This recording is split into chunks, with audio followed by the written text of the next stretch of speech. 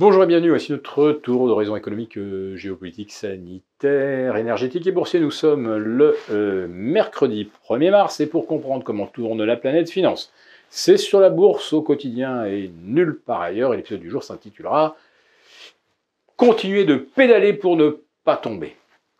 Eh bien, le CAC 40, vous l'avez constaté, il ne tombe pas.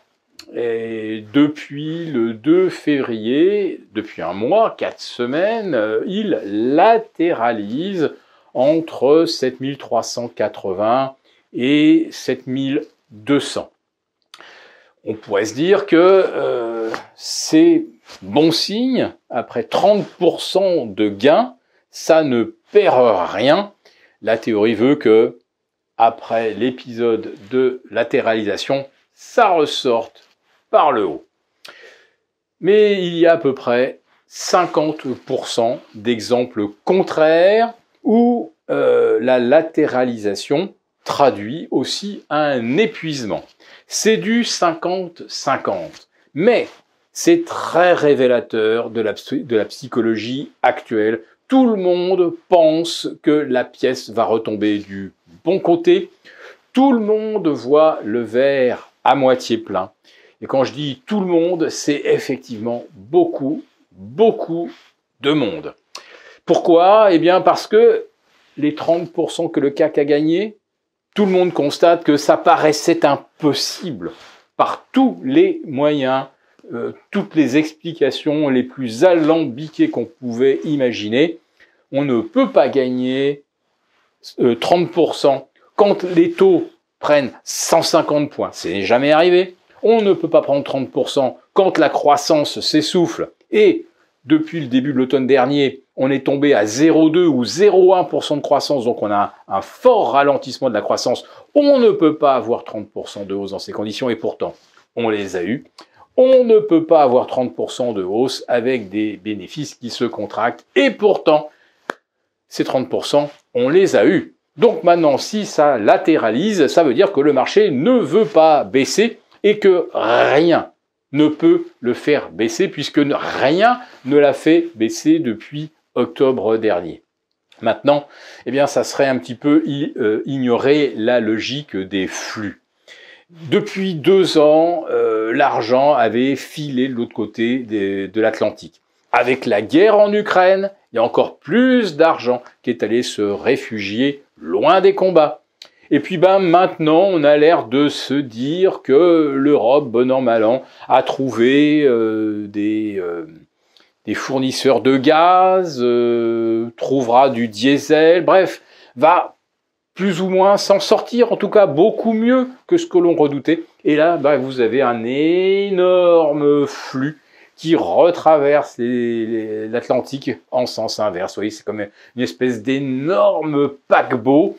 Eh bien, une fois qu'on lui a fait prendre un virage, eh bien, il met du temps à tourner et vous avez donc des réinvestissements dont on voit très bien la trace avec la remontée de l'euro. Tant que les gérants américains désinvestissaient d'Europe, vous aviez l'euro qui décrochait sous les 1,05, puis les 1, et puis on est même tombé à 95,50, et puis on est remonté à 110, et là on rebaisse à nouveau vers 106.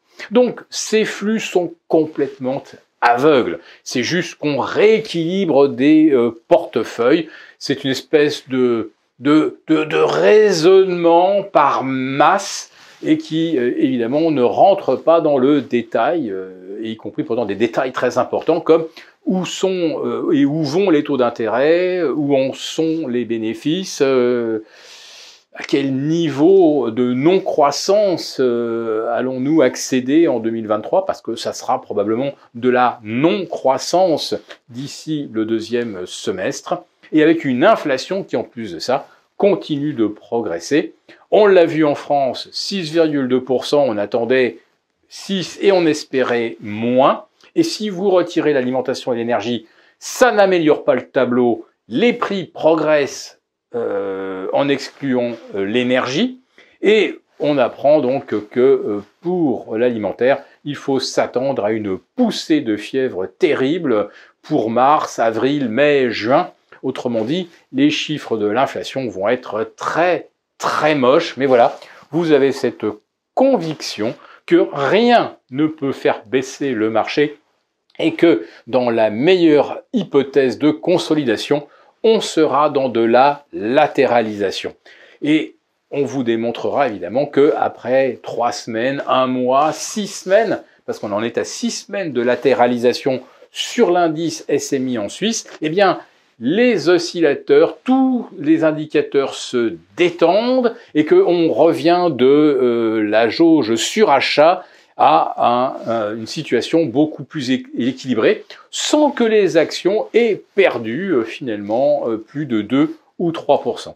Et une période de 4 mois de hausse continuelle, sans la moindre correction de plus de 3%, là encore, on est sur un scénario que l'on n'a jamais observé.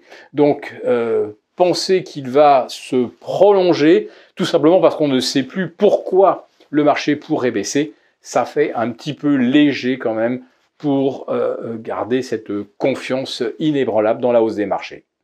Si cette vidéo vous a plu, n'hésitez pas à nous mettre un pouce.